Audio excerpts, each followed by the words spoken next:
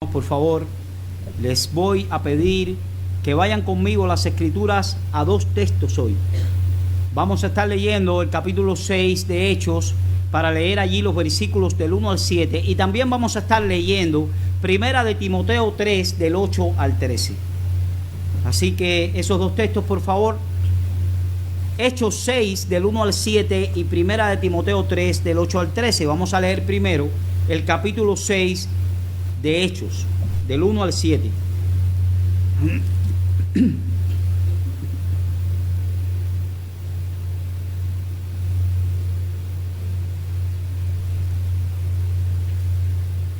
Dice allí la palabra de Dios en Hechos 6, versículos del 1 al 7. En aquellos días, como creciera el número de los discípulos, hubo murmuración de los griegos contra los hebreos, de que las viudas de aquellos eran desatendidas en la distribución diaria.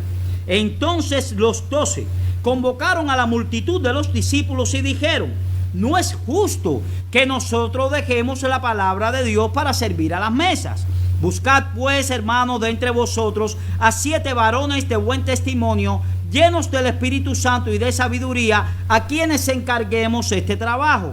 Y nosotros persistiremos en la oración y en el ministerio de la palabra. Agradó la propuesta a toda la multitud y eligieron a Esteban, varón lleno de fe y del Espíritu Santo, a Felipe, a Prócoro, a Nicanor, a Timón, a Parmenas y a Nicolás, prosélito de Antioquía, a los cuales presentaron ante los apóstoles, quienes orando les impusieron las manos. Y crecía la palabra del Señor, y el número de los discípulos se multiplicaba grandemente en Jerusalén. También muchos de los sacerdotes obedecían a la fe. Vamos a buscar entonces Primera de Timoteo 3. Primera de Timoteo 3, del 8 al 13. Dice allí: los diáconos, asimismo, deben ser honestos, sin doblez, no dados a mucho vino, no codiciosos de ganancias deshonestas, que guarden el ministerio de la fe con limpia conciencia, y estos también sean sometidos a prueba primero, y entonces ejerzan el diaconado si son irreprensibles. Las mujeres asimismo sean honestas, no calumniadoras, sino sobrias, fieles en todo. Los diáconos sean maridos de una sola mujer, y que gobiernen bien sus hijos y su casa, porque los que ejerzan bien el diaconado ganan para sí un grado honroso y mucha confianza en la fe que es en Cristo Jesús. Bien, hermanos, vamos a buscar el rostro de Dios en oración para comenzar a predicar de su palabra. Hermanos, los requisitos que gobiernan a los obispos y a los diáconos de las congregaciones, y sobre todo los requisitos morales de los mismos, son absolutamente primordiales para el orden, la disciplina y la salud espiritual de una congregación de personas cristianas. El liderazgo y el servicio de los pastores y diáconos afecta a la iglesia en todo. Los líderes que tienen un buen carácter moral proporcionan mejor dirección, orientación, balance y estabilidad para la iglesia. Aquellos con deficiencia en su carácter moral llevarán a la iglesia indiscutiblemente por un mal camino. Por eso dice un autor cristiano: estoy convencido de que Dios le ha dado a la iglesia local los requisitos que aparecen en Primera de Timoteo 3 del 1 al 12 para proteger a su pueblo de hombres indignos e inescrupulosos, de los cuales hay muchos. No son pocos los que por diferentes razones, hermanos, han anhelado los ministerios diaconal y pastoral. Algunos porque piensan de ellos mismos mucho más alto de lo que debieran pensar, y aun cuando la mayoría de la iglesia no los ve, ellos mismos piensan que poseen grandes cualificaciones y que deberían ser líderes del pueblo de Dios. Otros porque desean posiciones de liderazgo y de respeto y ven en estos ministerios la respuesta a sus aspiraciones. Tienen un ego muy alto, y tan alto quisieran tener para que fueran visibles delante de todos. Y es por eso, hermanos, por lo que las Escrituras sabiamente proporcionan requisitos que ponen a prueba el deseo subjetivo de todos aquellos que desean ser pastores o desean ser diáconos. Requisitos que toda iglesia neotestamentaria debería conocer claramente y mantener firmemente delante de ella a la hora de buscar y colocar en el oficio pastoral y diaconal a algún hombre. Una iglesia, mis queridos hermanos, que a la hora de elegir a sus oficiales tenga en cuenta otras cosas que no sean los requisitos. Por ejemplo, la popularidad del candidato. Es un hombre carismático y popular.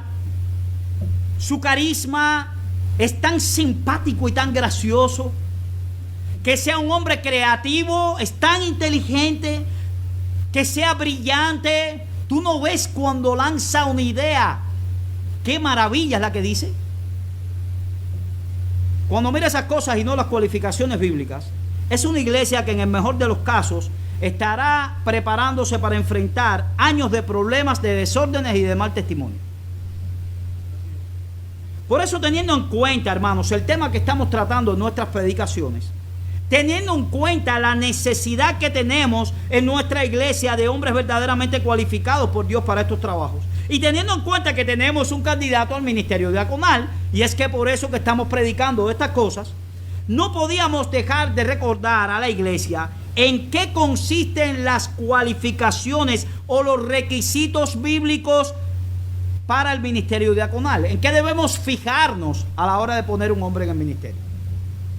Como ya leíamos al principio en Hechos 6 y 1 Timoteo 3, se nos dan una serie de requisitos que pueden ser agrupados de diferente manera, pero nosotros vamos a utilizar 4 grupos de esas cualificaciones. En primer lugar vamos a ver los requisitos espirituales. En segundo lugar vamos a ver los requisitos personales. En tercer lugar vamos a ver requisitos sociales. Y en cuarto lugar requisitos prácticos.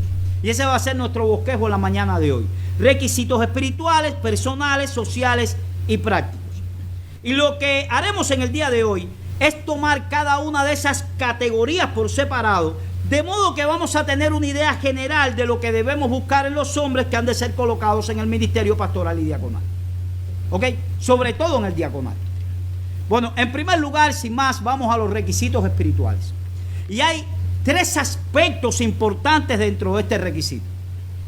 El candidato al ministerio diaconal, primer requisito, debe ser un hombre cristiano. Ah, pastor, pero usted está diciendo lo obvio. Hermanos, el diaconado es un ministerio espiritual que solo puede ser llevado a cabo por una persona espiritual. Y la directriz apostólica fue clara en ese aspecto en Hechos 6:3. Buscad pues, hermanos, de entre vosotros a 7 varones de buen testimonio, que dice, llenos del Espíritu Santo. Se está hablando aquí de personas creyentes llenas del Espíritu Santo. Y para ser llenos hay que tener primero la morada del Espíritu. Y el Espíritu mora únicamente, hermanos, en aquellos que han sido regenerados. No mora el Espíritu Santo en una persona que no sea cristiana. Eso no es verdad. Y aunque esto pueda parecerle a algunos obvio, como dije al principio, es lógico que el diácono debe ser cristiano. Debemos recordar, hermanos, a pesar de la obviedad de lo que estamos hablando, que Satanás tratará por todos los medios posibles de que personas inconversas pasen a formar parte de la membresía de la iglesia local, pero la mayor victoria de Satanás consiste en lograr que estas personas que no son regeneradas alcancen puestos de liderazgo en la iglesia. Esa sí sería una victoria espectacular. Y si conectamos esto con la tendencia que tenemos los humanos de poner la vista, como Samuel, en aquellas cualidades externas que atraen nuestros sentidos carnales, entenderemos que esta observación nunca estará de más. Cuando Samuel vio al primero de los hijos de Isaí, ¿ustedes se recuerdan? Teniendo en cuenta su apariencia externa, era un hombre alto, fornido. Samuel dijo, mira, aquí viene. Ciertamente estamos en presencia del ungido de Jehová. Y Dios le dijo, no mire su parecer, porque el hombre mira lo que está delante de sus ojos, mas Dios mira el corazón. Somos dados a mirar lo que tenemos delante, hermano. Somos dados a dejarnos llevar por las apariencias.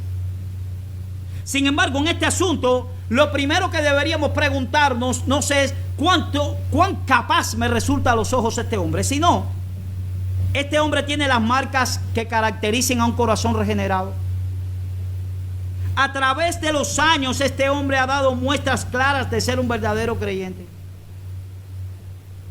No olvidemos que de entre el grupo de los 12 apóstoles que fueron escogidos por Jesucristo, estaba Judas. Y que uno de los colaboradores de Pablo, que escogió para el ministerio, fue Demas. Que después de trabajar con Pablo directamente, él abandonó amando más este mundo, como dice Pablo. Solo hombres que hayan dado muestras claras, hermanos, de estar genuinamente convertidos deben ser puestos en el ministerio. Y la iglesia debe estar hasta donde bíblicamente sea posible segura de eso. Así que el primer aspecto es que el candidato al ministerio diaconal debe ser un hombre creyente, un hombre cristiano. El segundo aspecto es que el candidato al ministerio diaconal debe ser un cristiano maduro, no un neófito. Y una vez más, la directriz apostólica fue clara. Debían ser hombres llenos del Espíritu Santo, y eso significa que en la generalidad de estos casos, estos hombres no debían manejarse por preferencias o deseos, sino más bien siguiendo la guía del Espíritu.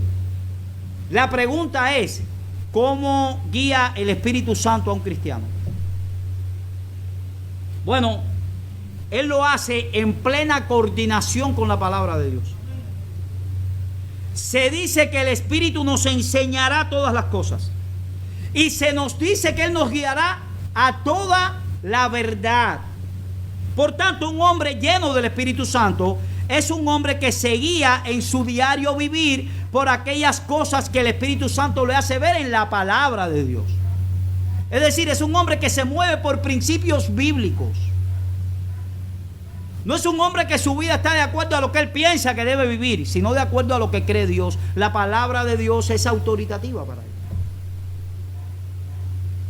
Cuando alguien se embriaga con vino, es decir, cuando alguien se emborracha, el alcohol toma las riendas de esa persona. Y este hombre se conduce de acuerdo al estado que se encuentra. Es por eso que cuando usted está hablando con alguien y ve a un borracho, le dice, no le hagas ni caso, que está borracho. Es decir, no escuches lo que va a hablar, porque lo que va a hablar no tiene sensatez. Él está bajo los efectos del alcohol. Gracias, hermano.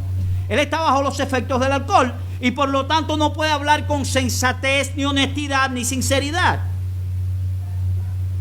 Asimismo, hermanos, un hombre lleno del Espíritu Santo es alguien que no se domina a sí mismo, sino que deja que Dios, a través del Espíritu Santo y la palabra, le controle. Un borracho está controlado por el alcohol. Amén.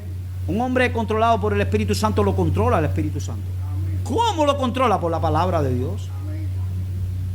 Y eso no es otra cosa que madurez cristiana. Un hombre que hace eso es un hombre maduro. Es un hombre que constantemente se está preguntando a la hora de tomar decisiones, a la hora de caminar por un lugar, a la hora de trabajar, a la hora de su matrimonio, a la hora de educación de sus hijos, a la hora de hablar. Va a estar siempre preguntándose, ¿qué dice Dios de esto? ¿Cómo le puedo dar la gloria a mi Señor? Es un hombre que conduce a su familia como la palabra lo enseña. Es un hombre que se conduce en los negocios como la palabra lo enseña. Es un hombre que abre su boca teniendo en cuenta lo que la palabra de Dios enseña. Y cada área de su vida evidencia la comunión que tiene este hombre con el Espíritu Santo. Mi querido hermano, no te engañes. Si tú dices tener al Espíritu Santo, tú debes ser controlado por la palabra, porque eso es lo que hace el Espíritu Santo. Él conoce por experiencia personal lo que es luchar con sus corrupciones, lo que es la mortificación del pecado, lo que es la confesión humilde delante de Dios cuando peca. Esto no es un neófito, no es un recién convertido. Este es un hombre maduro, porque este es un hombre controlado por el Espíritu Santo. En tercer lugar, de estos requisitos espirituales, vemos que este debe ser un hombre de probada ortodoxia en lo que respecta a la teología. Primera de Timoteo 3:9 dice que guarden el misterio de la fe con limpia conciencia.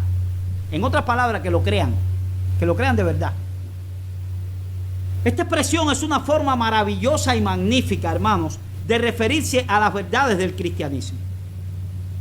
En el Nuevo Testamento, misterio quiere decir secreto revelado, un plan divino o propósito divino que anteriormente estaba escondido y sin acceso a las personas, pero ahora ha sido revelado por Dios y proclamado a todos los que creen.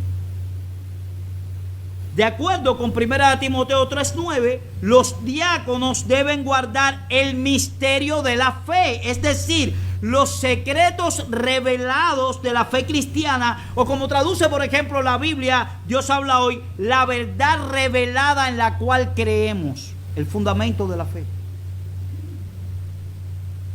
En otras palabras, los diáconos deben tener una comprensión amplia y correcta de las doctrinas reveladas por Dios en su palabra.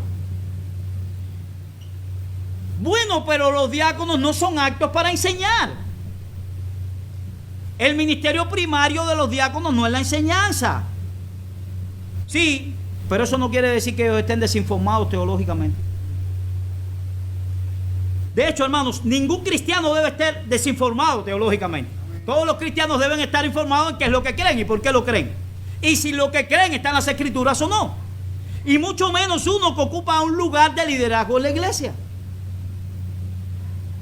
Juan Calvino, comentando este texto, dice: Pablo desea que los diáconos estén bien instruidos en el misterio de la fe, porque aunque ellos no tengan la misión de enseñar, sin embargo, sería excesivamente absurdo desempeñar un puesto público en la iglesia mientras se ignora lo elemental de la fe cristiana, y muy especialmente porque ellos se ven frecuentemente obligados a dar consejos y a impartir consolación a otros.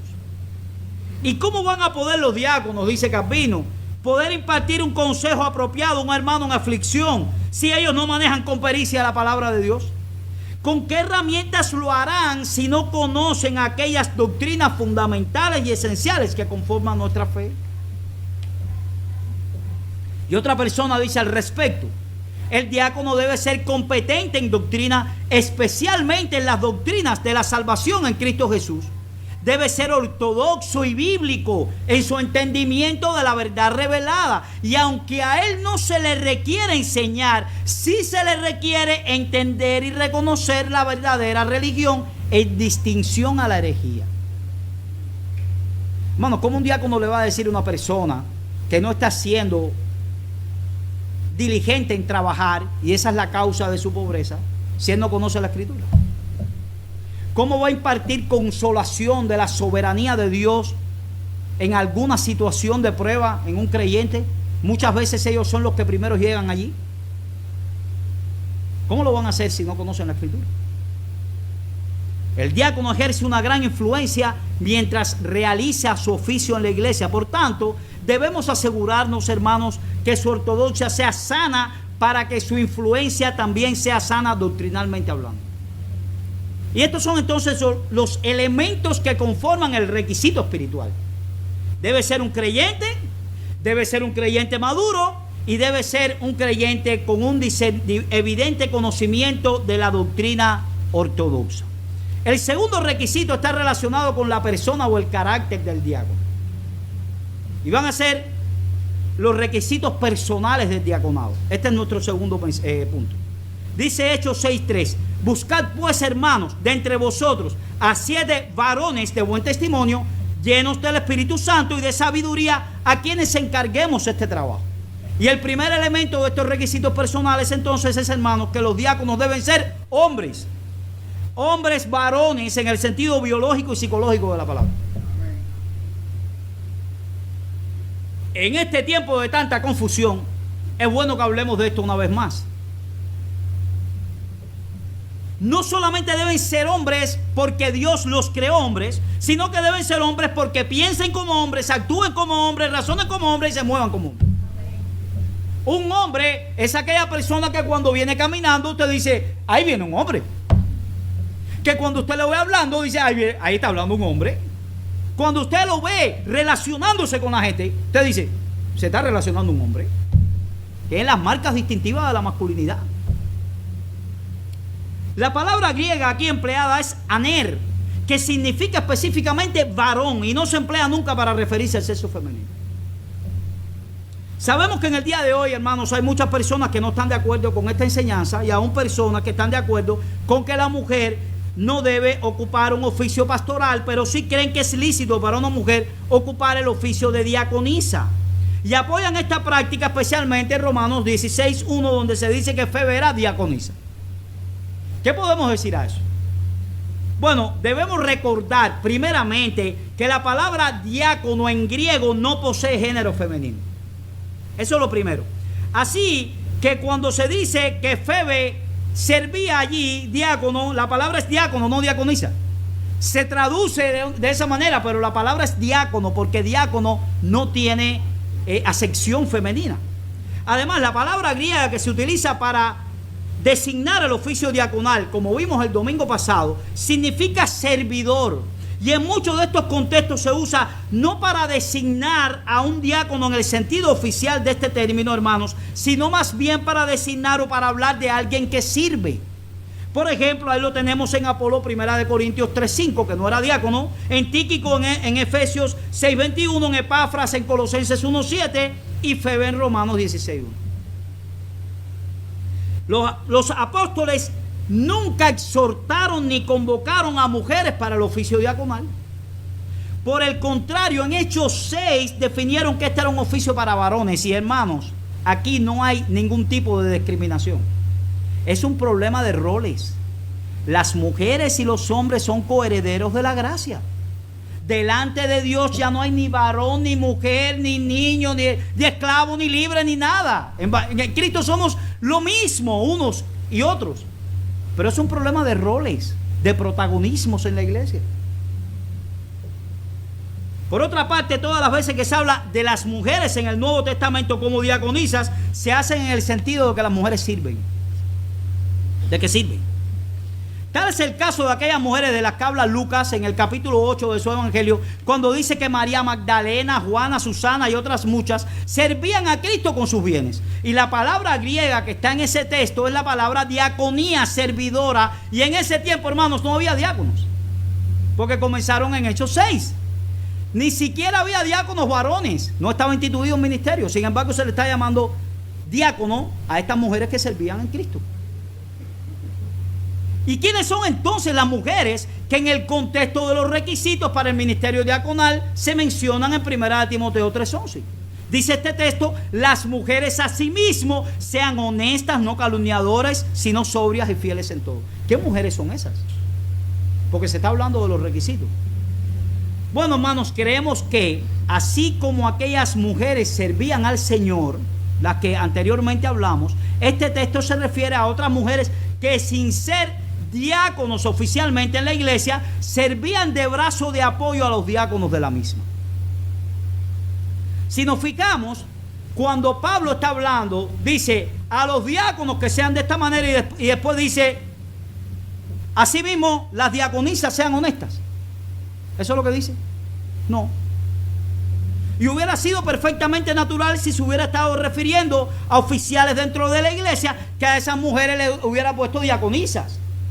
Sin embargo, hermanos, lo que dice es que las mujeres sean honestas, no calumniadoras, después de hablar de los diáconos.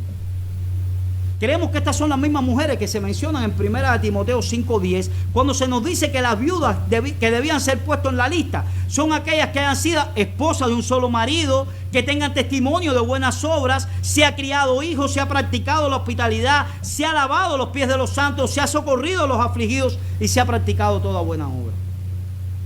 En otras palabras, las mujeres que ayuden a los diáconos sean mujeres de buen testimonio, que hayan servido en la iglesia, pero que no son diaconisas, sino servidoras.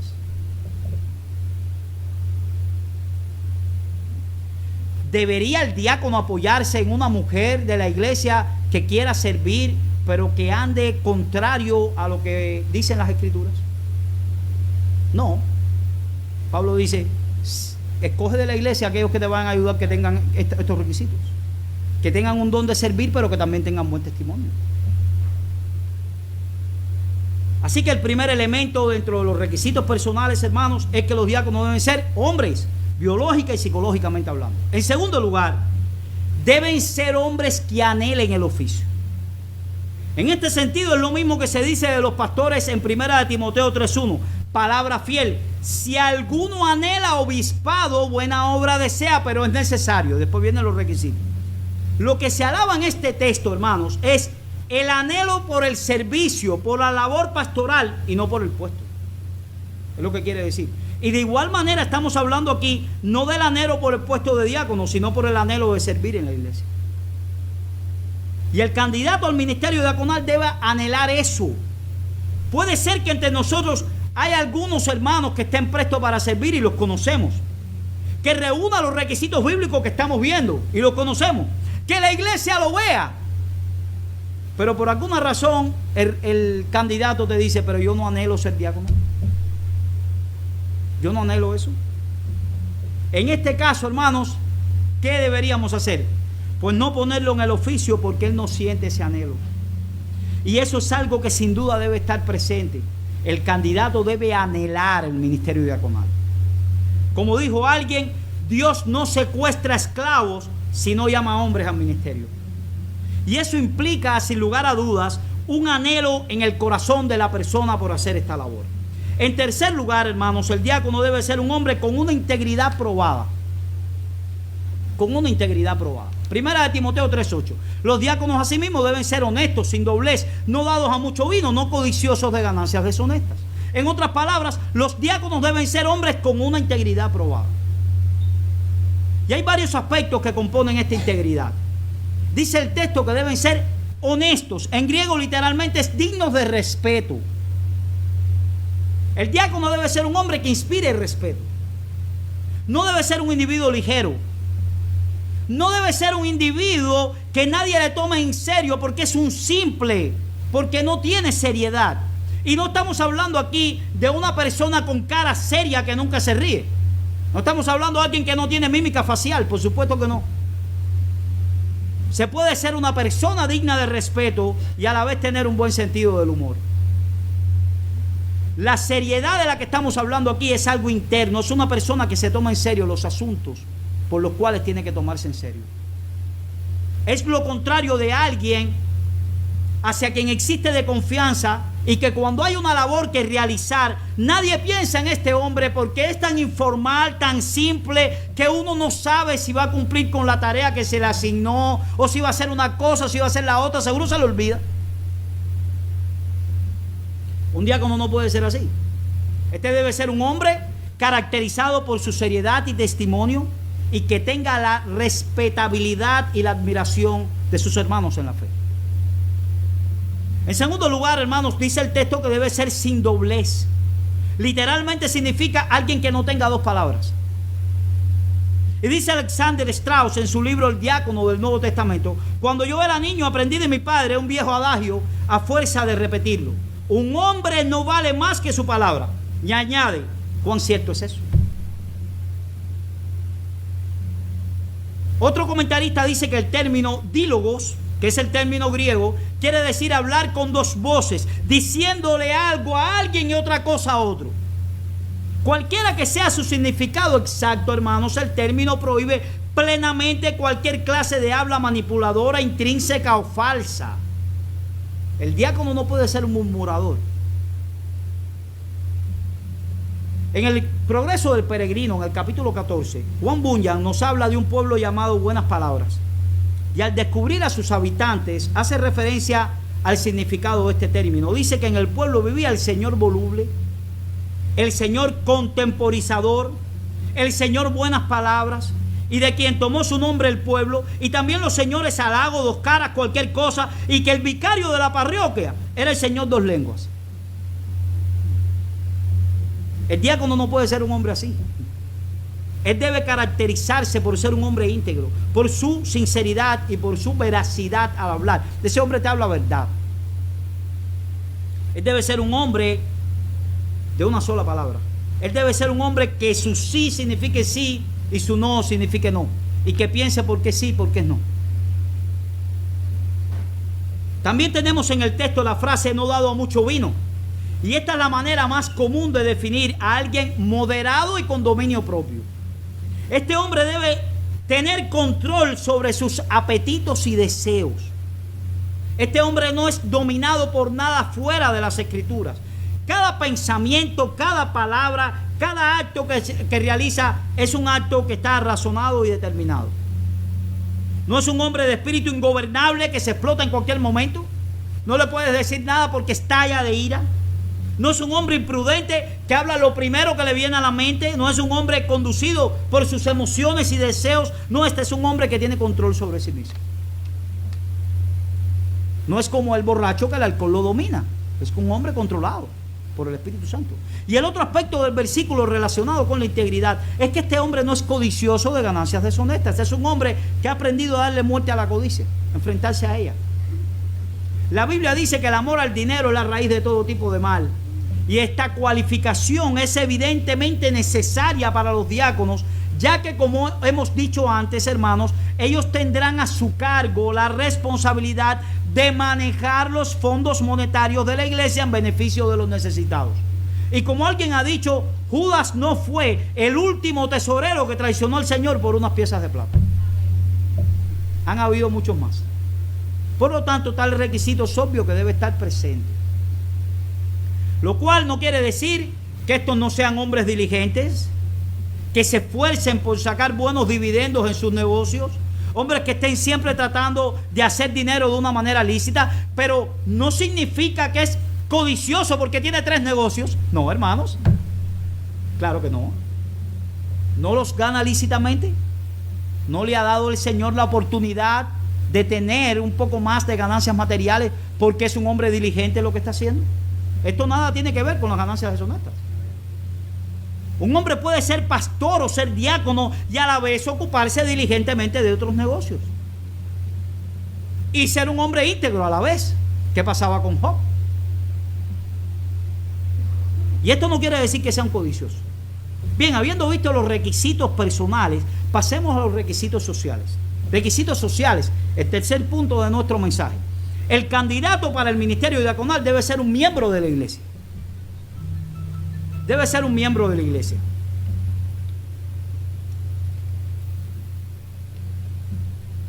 Y esto parece ser también algo bien obvio, pero es algo que está claro en el pasaje de Hechos 6, por eso es que es obvio. Los discípulos estaban reunidos y los apóstoles dijeron a la multitud: buscad de entre vosotros. Eran miembros y miembros activos, estaban involucrados activamente en la vida de la iglesia.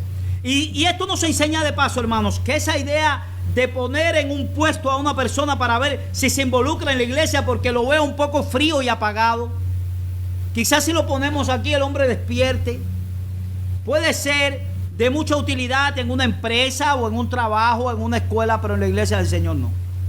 Tú no debes servir para comprometerte, tú debes comprometerte para servir. En segundo lugar, el candidato al ministerio diaconal debe ser un hombre de buen testimonio. Una vez más, Hechos 6:3, buscad pues, hermanos, entre vosotros a 7 varones de buen testimonio. Querrámoslo o no, hermanos, los diáconos son parte importante de la cara de la iglesia al mundo. Por tanto, una congregación difícilmente va a tener más prestigio ante los inconversos que el que tenga su pastor y sus diáconos de la iglesia. Por eso, estos han de ser hombres que tengan una buena reputación. Deben ser hombres que gocen de un testimonio saludable, que no sean agarrables. Es decir, no deben tener manchas en el expediente.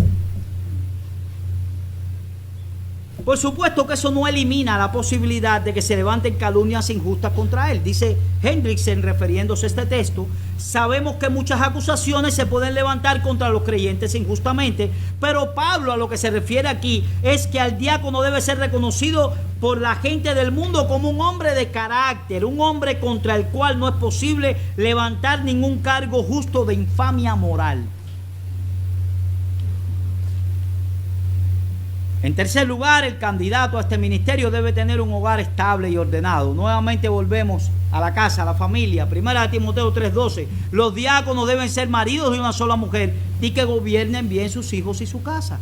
Dos cosas, hermanos. Por una parte, debe ser marido de una sola mujer. Debe ser un hombre de probada fidelidad conyugal, un hombre reconocido por la forma en que trata a su esposa, un hombre que le provee dirección firme a su mujer, pero también es evidente que la ama. Todo el mundo sabe que él ama a su mujer. Es evidente que la trata con ternura y delicadeza y no como una esclava. Y es evidente, sin lugar a duda, que ella es la prioridad de este hombre. Él no es un siervo de los hermanos de la iglesia y un tirano en su hogar. Él no le dice a los demás, yo te sirvo, y cuando llega ahí es un dictador. No. Este es un hombre que tiene la vocación de servir y comienza sirviendo en su familia. También nos dice Pablo que debe gobernar bien sus hijos y su casa. En otras palabras, los diáconos, al igual que los pastores, deben manifestar competencia en el manejo doméstico. Ellos deben gobernar y deben hacerlo bien. Y la palabra que Pablo usa aquí, la Reina Valera traduce como gobernar, significa excelentemente. Uno de los requisitos que deben tener los diáconos, según Hechos 6, es sabiduría y prudencia. Y lo que nos dice ahora es que esa sabiduría y esa prudencia deben manifestarse primariamente en la crianza de los hijos y la vida hogareña. Debemos mirar cómo estos hombres gobiernan su casa. Debemos fijarnos si sus hijos respetan su autoridad. Y debemos fijarnos si su esposa está sujeta. Pues aunque ellos no son los que deben ser cualificados, ni la esposa ni los hijos, su conducta puede hablar mucho de las cualificaciones de este hombre. Hijos rebeldes, irrespetuosos, incontrolables, y una mujer respondedora por todo lo que le dicen, poco sujeta, que pasa por encima de su marido sin pensarlo dos veces. Al tratarlo a él, evidencian una deficiencia en el liderazgo de este hombre, lo cual le descalifica ipso facto, hermanos, para el ministerio. Así que hemos visto los requisitos espirituales: cristiano, maduro, probado ortodoxia. Requisitos personales: varón, anhelar el ministerio, una integridad probada, honestos, veraz en sus palabras, con dominio propio y no codicioso de ganancias deshonestas. Y los requisitos sociales: miembro de la iglesia, buen testimonio y un hogar estable y ordenado.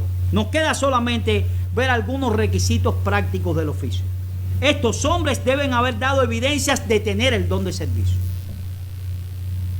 Por eso, hermanos, siempre es bueno poner a estos hombres a servir de una manera más visible antes de llegar a la ordenación al ministerio, para que la iglesia pueda tener más evidencia a la hora de estar involucrados con él de lo que tenemos delante. Eso es lo que hemos tratado de hacer esta vez, para que la iglesia pueda ver prácticamente los dones de servicio de ese hombre. Y aquí debemos repetir algo que dijimos la semana pasada. Esa disposición al servicio de la que estamos hablando, mis queridos hermanos, una noticia, no es para los diáconos, es para todos nosotros.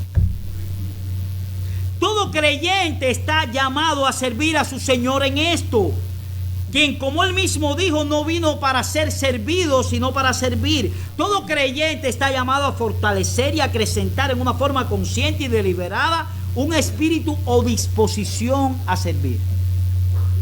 Hacerle de servicio al otro desinteresadamente. Y nosotros damos muchas gracias a Dios, hermanos, porque nosotros tenemos aquí hermanos y hermanas que han comprendido esto y que durante mucho tiempo sirven silenciosamente en la misma.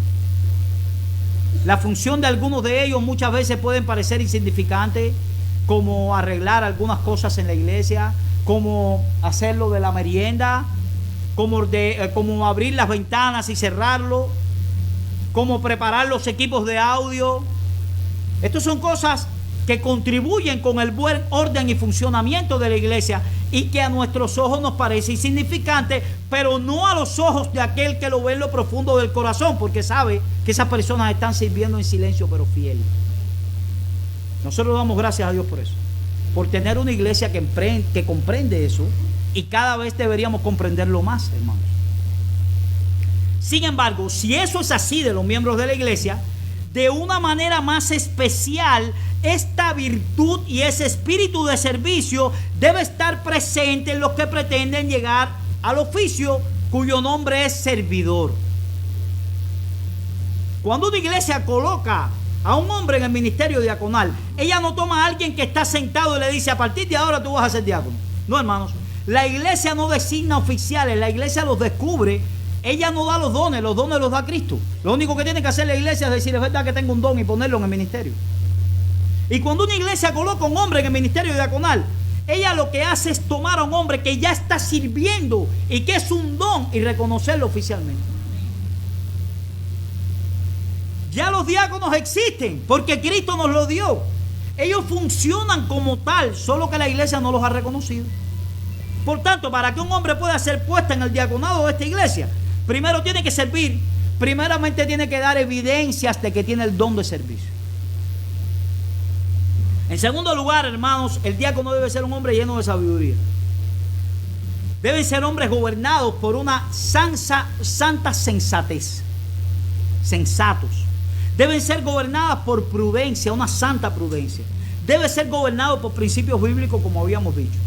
Y de la sabiduría que estamos hablando aquí no tiene nada que ver con que sea un individuo con logros académicos, que haya podido adquirir a través de muchos títulos, sino más bien con la disposición que tiene este individuo a ser gobernado por la palabra de Dios y no por su propio corazón o por sus propios deseos o por sus propios impulsos.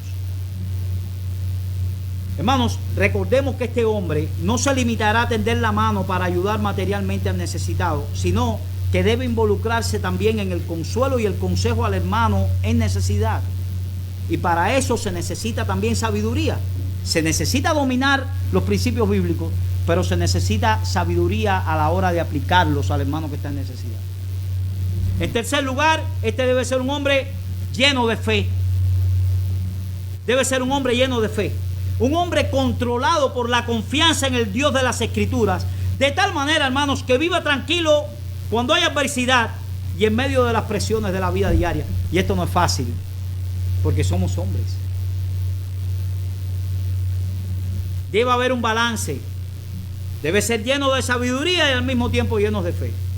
Deben evaluar los asuntos con sensatez y prudencia porque son sabios, pero recordando al mismo tiempo que hay un Dios de los cielos que provee a la iglesia, y es ahí el balance que debe haber en ellos. No son hombres ilusos, tienen los pies puestos en la tierra, pero tampoco son hombres pragmáticos porque son hombres llenos de fe. Estamos padeciendo una necesidad, entonces hay que convertir la iglesia en una empresa, porque lo importante es producir dinero. No, eso no es sensato. No es sensato. Tienen los pies en la tierra, pero la vista y el corazón en el cielo.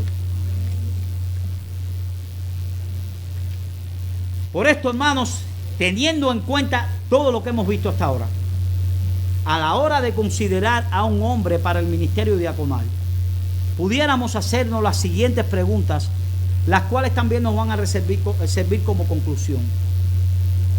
¿Hay evidencia de madurez cristiana en esta persona? ¿Lo exhibe en su manera de vivir? ¿Posee suficiente conocimiento doctrinal que le capacite para discernir la verdad del error?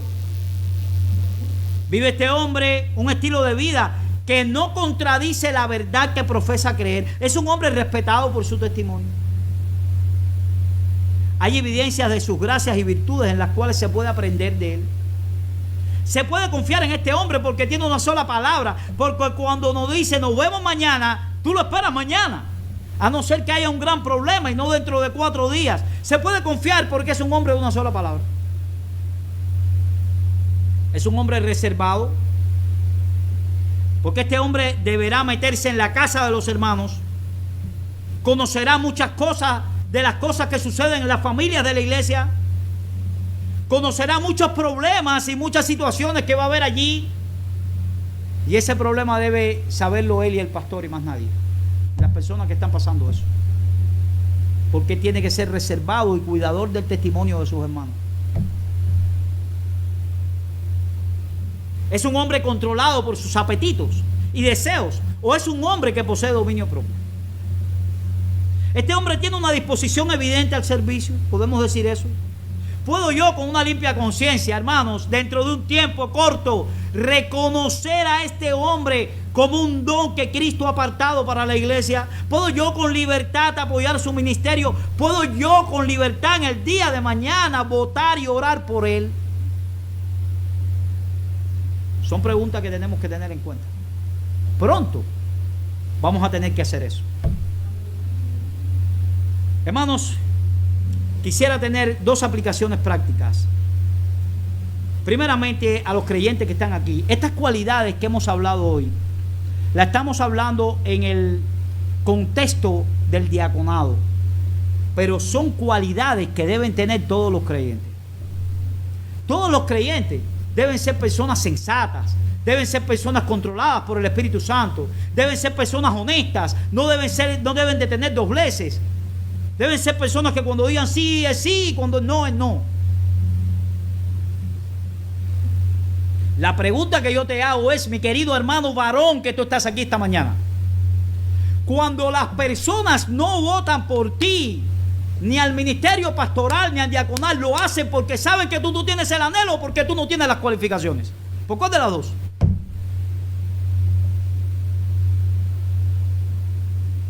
Si no tienes las cualificaciones, no es un problema del ministerio pastoral ni diaconal, es un problema tuyo con el Señor.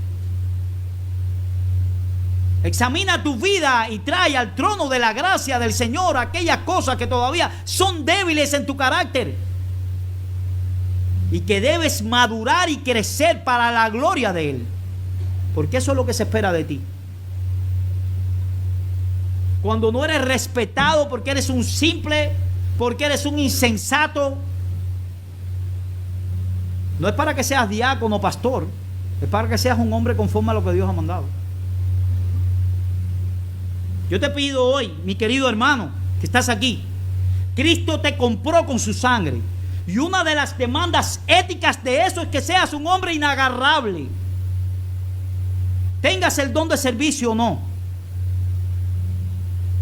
Examina tu carácter a la luz de las Escrituras y mira a ver si en algo tienes que confesarle tus pecados al Señor y crecer para su gloria en santidad. A las personas que están aquí que no son cristianos hoy, ¿has visto ese carácter del cual hemos estado hablando hoy?